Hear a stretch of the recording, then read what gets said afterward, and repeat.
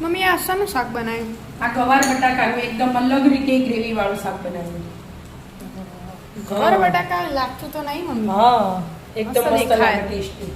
કેવી રીતે બનાવ્યું? એડ શીખવાડું તને એનું આજે ગવાર બટાકાનું શાક બનાવવાનું પણ અલગ રીતે. એવું? હા ગવાર ધોઈને મેં સમાર દીધી રીતે બટાકું એ ધોઈને સમાર દીધું. હવે પહેલા બટાકું તેલમાં તળી દઉં. 50 થી 70% જેવું તળી દેવાનું. અને અમે આ લસણ અને મરચાં લઈ લીધા અને આ ગોઠિયા સિંગ ભજીયા અને આ ચવાણું મિક્સ ખટ્ટું મીઠું એ બધું પારા ખોડીને તૈયાર કરી દેવાનું. 5 વસ્તુ. હા પહેલા ખોડી દઉં. આ તો એને મિક્સ કરી દેવાના અને આ અલગ રાખીશું આપણે. એવું? હા એટલા બટાકા તળાઈ જાય. તળાઈ છે? હવે બેટા જો તમે જ્યાં હવે ગવાર એડ કરી દેવાની. ગવારે તળવાની ને? બરાબર. એટલે શાક ચડતો વાર ના થાય એટલા માટે. હવે ગવારે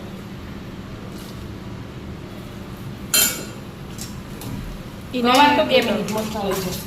એવું? વધારે વાર ના થાય. કુણી હોય ને એટલે. તળાઈ જાય? હો બેટા જો લાગે જ છે ને અલગ.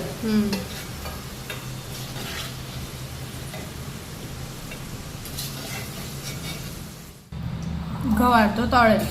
હવે લઈ લીધી મેં તેલે ઓછું કરી દીધું હવે અને આ બધું એ ખોડીને તૈયાર કરી દીધું. હવે આપણે વઘાર કરશું. બરાબર. તેલ તો ગરમ જ છે? તેલ ગરમ જ છે એમાંથી ખાલી ઓછું જ કર્યું. થોડીક રહી લીધી જરાક જ બહુ લઈ લીધી. ગેસ ફૂલ કરી ધીમો હોય ડુંગળી સંભાળીને અને આદુ લસણ મરચાં.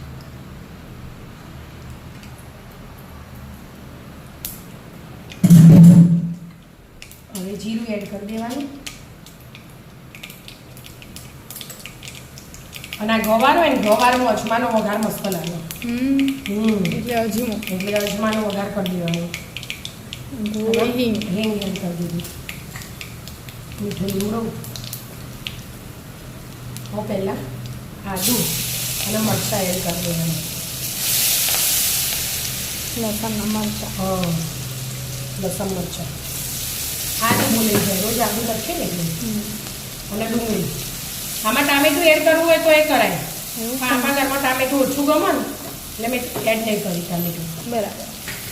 એટલા માટે ડુંગળી ગેસ રાખી અને એમના એમ છોડવા દેવાનું થોડીક વાર અને આપણે એટલા મીઠું ને એડ કરી દેવાનું એટલે મસાલા થઈ જાય. એટલે આ જો આના મિશ્રણમાં તો હજ મસાલા એટલે એનું નહીં કરવાનું ખાલી બટાકા ગવારનું જ કરી દેવાનું. મીઠું એડ કરી દીધું મેં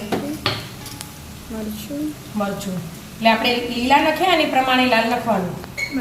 તીખું નાખી જાય એવું ધ્યાન આપીને અને હળદર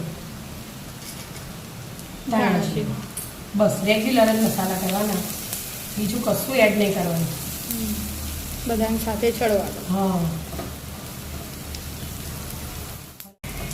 થઈ જાય ડુંગળી? હો બેટા જો ચડી જાય. હવે પહેલાં મસાલા ચવાણું મિક્સ કરી દેવાનું. ચવાણું ગાંઠિયા સિંગ ભજીયા બધું તેલ પીસે. હા એ તેલ પી જ જાય એટલે બટાકા આ બધું માવા હાથે મિક્સ કરી દેવાનું. ગ્રેવી માવો ને બધું ને એટલે નાખે. ગવારના બટાકા એડ કરી દીધા. તો મસાલા બનાવીએ એવી રીતે જ બને પણ ટેસ્ટ એકદમ અલગ ને મસ્ત આવે. આ છોકરા ખાતા નહીં હતા મને નહીં ખાવું ગવાર બટાકાનું શાક આવી રીતે સારું લાગે. હા આ એકદમ ટેસ્ટી લાગે.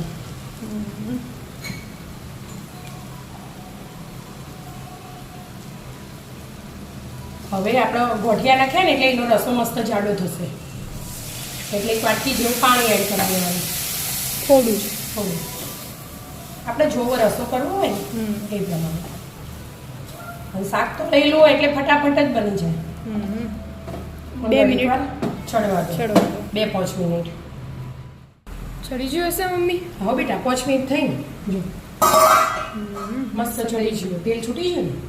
આ ધાણા એડ કરી દીધા અને તૈયાર શાક. મસ્ત મસ્ત મજાનું. મજાનું ગ્રેવી વાળું બટાકા અને ગવારનું શાક. તો આવી જાઓ મિત્રો મસ્ત મજાનું ગવાર બટાકાનું શાક ખાવા. જો મિત્રો અમારા વિડીયો ગમતા હોય તો લાઈક શેર અને સબસ્ક્રાઇબ કરજો. રાધે રાધે.